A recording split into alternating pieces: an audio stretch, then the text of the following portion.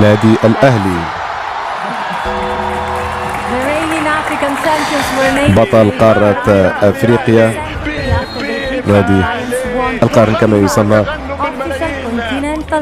ب 25 لقب قاري خلال السنوات التي مرت. لا مانع إذن بالنسبة لنادي الأهلي المصري الذي ينضم إلى بالميراس وبورتو في المجموعة الأولى. سوف نعود إلى أنا وأندريس لتحديد وتأكيد مركزهم في المجموعة بسحب الكرة الحمراء. ماكسي إليك.